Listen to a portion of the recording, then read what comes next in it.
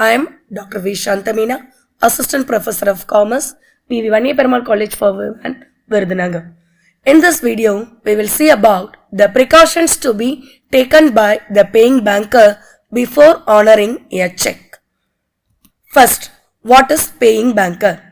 A paying banker who has to make the payment on a check to the true owner is called paying banker. That is, a banker on whom a check is drawn should pay the check when it is presented for payment. He is called a paying banker. The paying banker should use a reasonable care and diligence in paying a check. Now we will see about the precautions to be taken by the paying banker before honoring a check. First, presentation of a check. In this, first the paying banker should see about the type of check. Before honoring a check, he must find out the type of the check. The check may be of two types, that is open check and crossed check. If it is an open check, the payment may be made at the counter. If it is crossed, the payment must be made only to a fellow banker. If it is specially crossed, the payment must be specifically made to that banker in whose favor it has been crossed. If the open check is paid at the counter, means it is valuable, so the paying banker in a safe position. But if the crossed check is paid at the counter, the paying banker should not get the statutory protection. Next one is branch. The paying banker should say whether the check is drawn on the branch where the account is kept. Third one, account. The paying banker should see that the check of one account is not used for withdrawing money from another account. Fourth one is banking hours. It is very important. The paying banker should see whether the check is presented during the banking hours and on a business day. Last one is mutilation. If the check is torn into pieces or cancelled or mutilated, the paying banker should not honor it. He should dishonor the check. Next one, form of the check. First one is presentation of the check. The second one is form of the check. In this, the point is printed form. The check must be in proper form.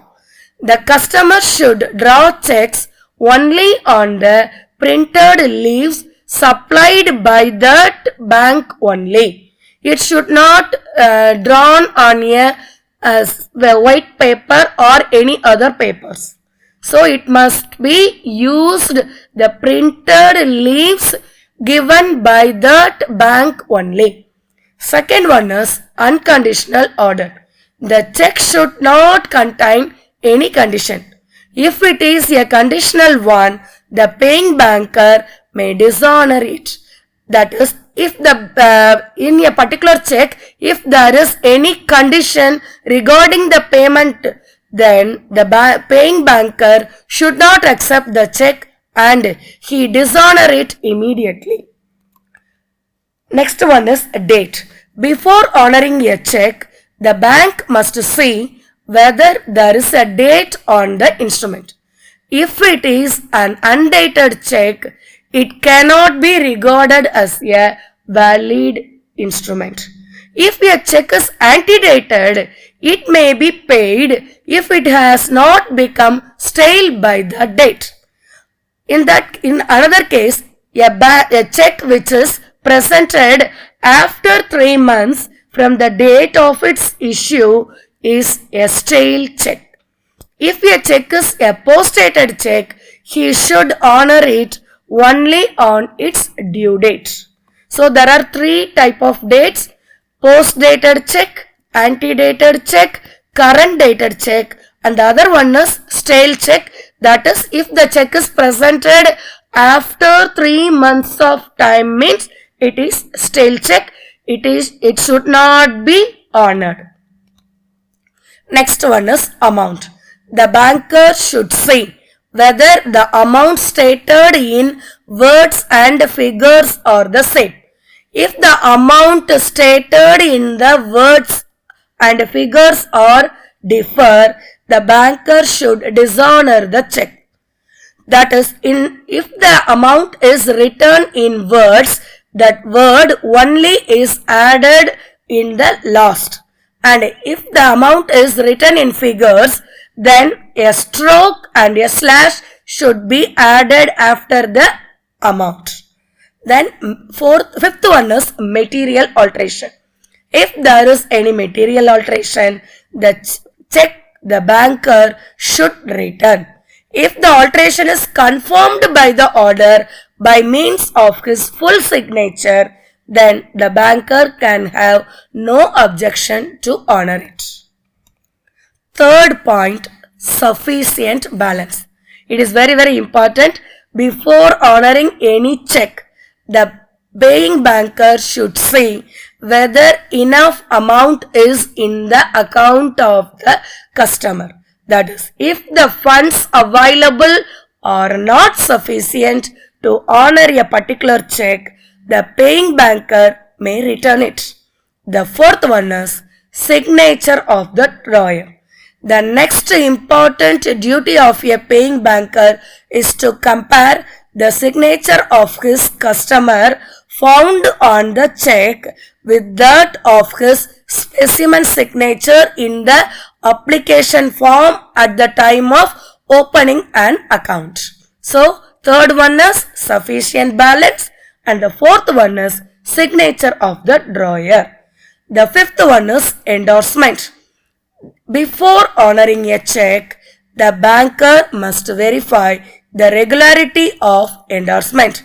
If there is per pro endorsement, the banker must find out the existence of the authority, because per pro endorsement is done by the agent, so he should verify the existence of the authority. Sixth one is legal bar. The existence of legal bar like garnishee order limits the duty of the banker to pay a check. If any order given by the court to stop the payment of a particular customer means the banker should not pay the amount to the customer, he immediately dishonor the particular check. Last one, minor precautions. He must see whether there is any order of the customer not to pay a check means he should not pay the amount.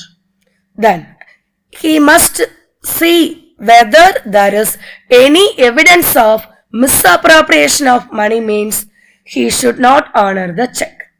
He should see whether he has got any information about the death or insolvency or insanity of his customer. He must stop the check. He should not honor the check. So these are the precautions to be taken by the paying banker before honoring a check. Thank you.